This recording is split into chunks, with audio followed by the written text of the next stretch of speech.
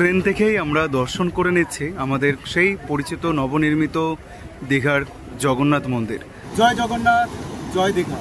আমি চলে এসেছি দীঘাতে। তোমাদেরকে দেখাবো লোকাল ট্রেনে তোমরা কিভাবে দীঘা ভ্রমণ করবে অল্প সময় কম খরচে। হাওড়া থেকে দীঘা পৌঁছানোর জন্য ট্রেন রয়েছে Tamralipta express. Train number 12857, time 6:45 সকালবেলা।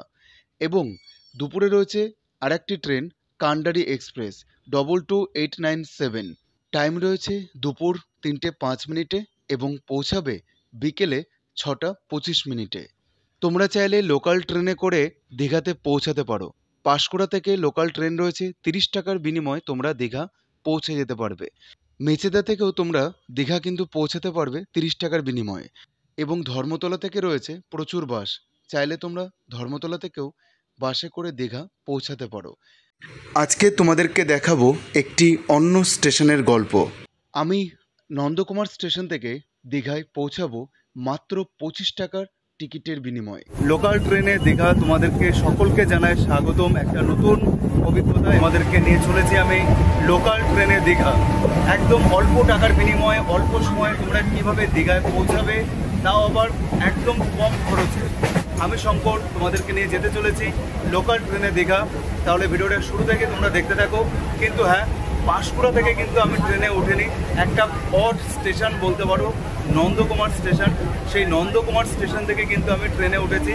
এবং তোমরা চাইলে পাঁশকুড়া এবং মেচেদা থেকে ট্রেনে উঠে তোমরা দীঘা পৌঁছাতে পারো 30 টাকার বিনিময়ে। আর এখন ঘড়ির সময় বলছে দুপুর 12:11। চলো যাব আমরা নন্দকুমার রেলওয়ে স্টেশনের দিকে এবং কটায় ট্রেন রয়েছে সেটাও একবার দেখে তোমাদেরকে জানিয়ে দিচ্ছি। দেখতে থাকো, সঙ্গে থাকো। চলে এলাম নন্দকুমার স্টেশনে। এখান থেকে টিকিট কেটে নেবো দীঘার। 1 নম্বরে লোকাল ট্রেন দিয়ে দিয়েছে। এখন বাজে ঘড়ির সময় 12:24। তো এ হচ্ছে নন্দকুমার, দেখতে পাচ্ছ। এই দেখো ট্রেন কিন্তু চলে এসেছে আমাদের। আমরা এখন নন্দকুমার স্টেশনে দাঁড়িয়ে রয়েছি। এই হচ্ছে দীঘা যাওয়ার ট্রেন। আর এখন ঘড়ির সময় হচ্ছে 12:26। ট্রেনটা কিন্তু আমরা স্টেশনে পৌঁছাতে ট্রেনটা দিয়ে দিয়েছিল, তাই স্টেশনটা তোমাদের সেভাবে দেখাতে পারিনি। এটা হচ্ছে পাঁশকুড়া দীঘা লোকাল। নন্দকুমার স্টেশন থেকে 25 টাকা করে ট্রেনের টিকিটের মূল্য পড়লো। এখানে দুটো টিকিট রয়েছে 50 টাকা। আমরা পাঁশকুড়া টু দীঘা লোকাল ট্রেনে উঠেছি। লাইনে কাজ চলছে বলে কিন্তু 1 ঘন্টা এই ট্রেনটা লেট ছিল। এই ট্রেনটা পাওয়ার কোনো কথা ছিল না।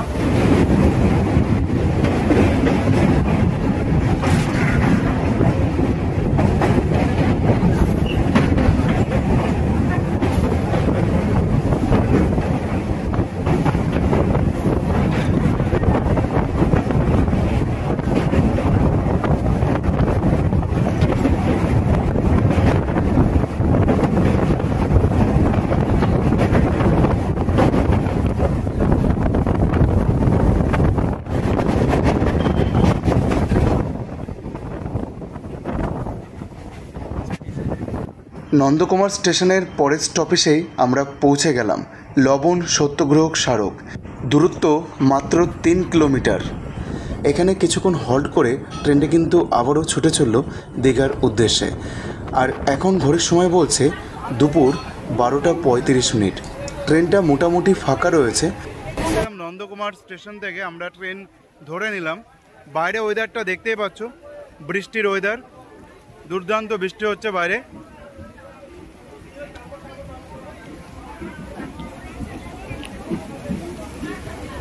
স্টেশনটির নাম হচ্ছে দেশপ্রাণ। এখন বাজে ঘড়ির সময় 12:46। এই মুহূর্তে আমরা পৌঁছে গেলাম হেরিয়া স্টেশন। কিছুক্ষণ আগে বৃষ্টি হয়ে গেছে, এক পশলা বৃষ্টি হলো। আষাঢ় মাসে আজ বাংলার 1 তারিখ।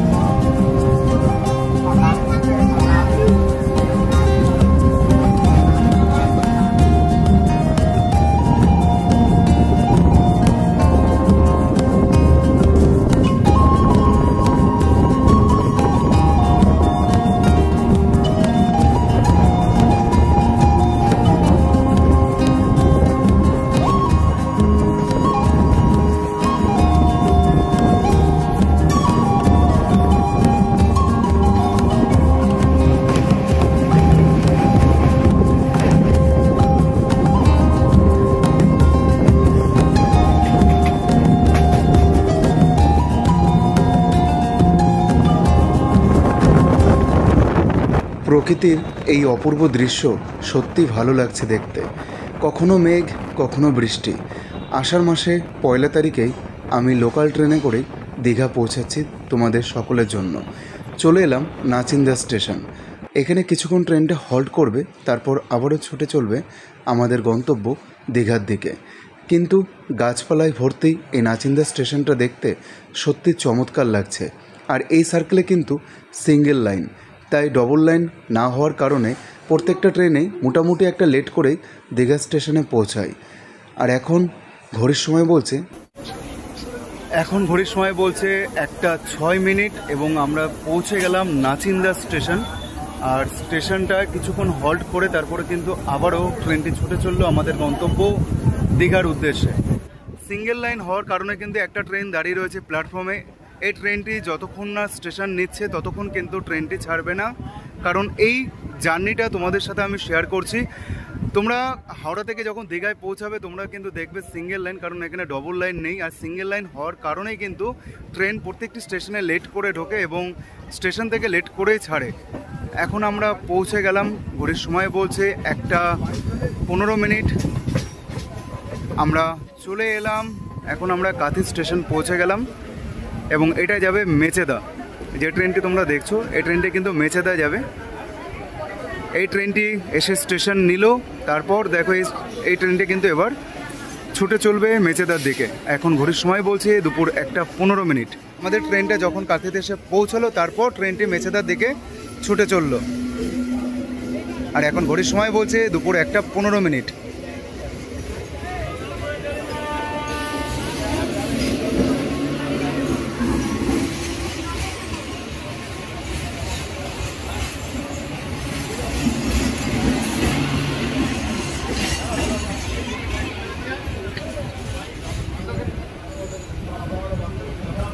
এ হচ্ছে কাঁথি স্টেশন।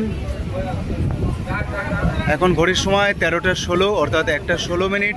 আমরা কাঁথি স্টেশন ছেড়ে চললাম আমাদের গন্তব্য দীঘা।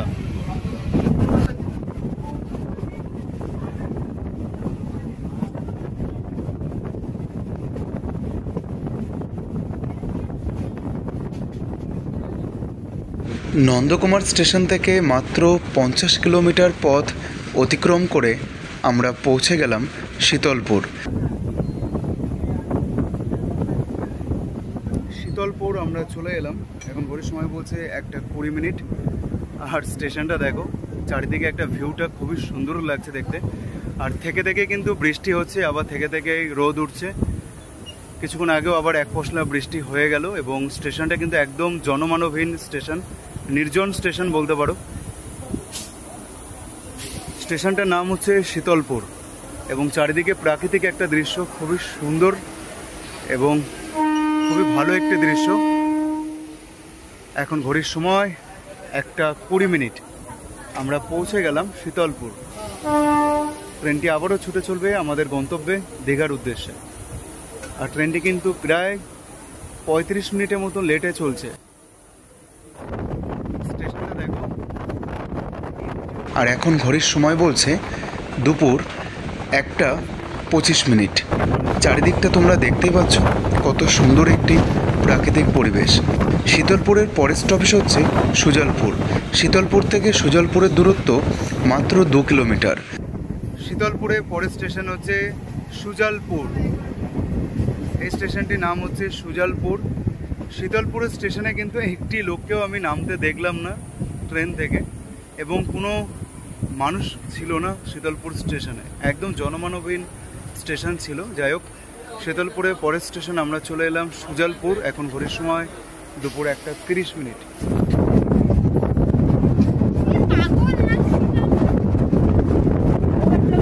ওইভাবে যায় কেউ নেমেছে মনে হয়, ধরতে পারিনি। কেউ উঠে গেছে, ওর লোক হয়তো উঠতে পারিনি। আমরা এখন পৌঁছে গেলাম আশাপূর্ণা দেবী এবং এখান থেকে ট্রেনটি আবারও ছুটে চললো আমাদের গন্তব্য দীঘা। আমরা এখন বেরিয়ে যাচ্ছি আশাপূর্ণা দেবী। আশাপূর্ণা দেবী ঘড়ির সময় বলছে এখন দুপুর 1:40। আমরা পৌঁছে গেলাম বৃষ্টিকে মাথায় নিয়ে আমাদের যে আরেকটি স্টেশন সেটা হচ্ছে বাদলপুর, দেখতে পাচ্ছ এটা হচ্ছে বাদলপুর স্টেশন। ট্রেনটি ছুটে চললো দীঘার উদ্দেশ্যে। আর কখনো বৃষ্টি, কখনো রোদ, কখনো আবহাওয়া এরকমই হতে চলেছে। যাই হোক, সব কিছু মিলিয়ে ঝুলিয়ে একটা ভালো অভিজ্ঞতা সঞ্চয় করছি। দেখতে থাকো, সঙ্গে থাকো। স্টেশনটি হচ্ছে বাদলপুর, দেখতে পাচ্ছ।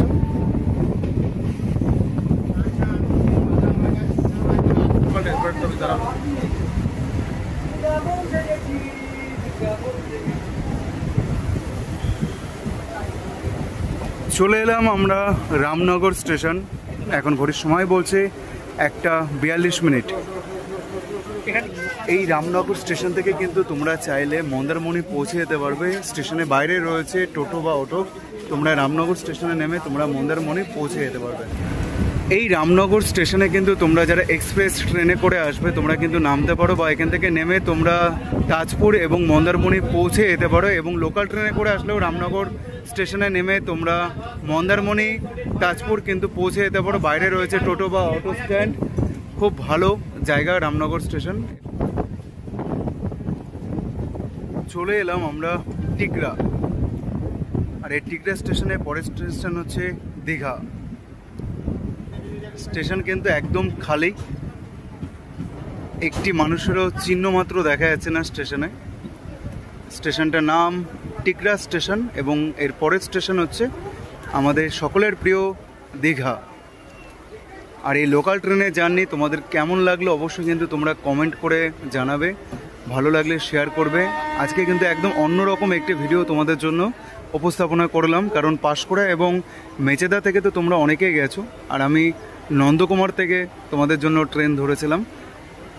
যারা নন্দকুমার থেকে দেখছো তারাও কিন্তু কমেন্ট করো, যারা পাঁশকুড়া বা মেচেদা থেকে দেখছো ভিডিওটা তারাও কমেন্ট করো, দীঘা থেকে যারা দেখছো তারাও কিন্তু কমেন্ট করে জানিও। আর কিছুক্ষণ পর আমরা কিন্তু নেমে পড়বো আমাদের সেই পরিচিত ভালোবাসা দীঘা। এবং জয় জগন্নাথের নাম নিয়ে ভিডিওটা শুরু করেছিলাম, আর জয় জগন্নাথের নাম নিয়ে দীঘা স্টেশনে গিয়ে ভিডিওটা শেষ করব।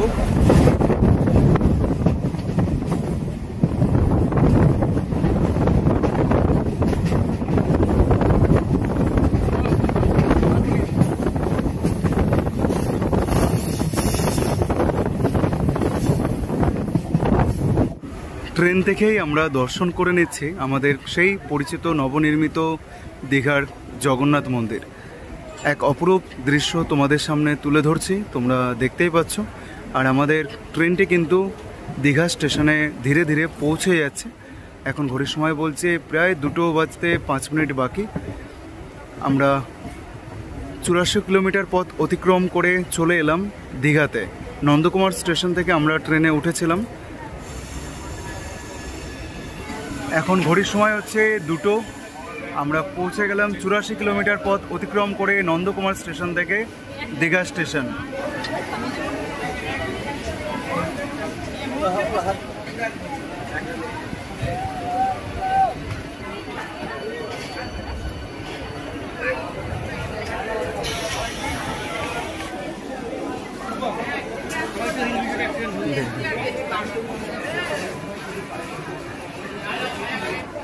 বন্ধুরা, পৌঁছে গেলাম অবশেষে দুপুর 2টোর সময় দীঘা স্টেশনে।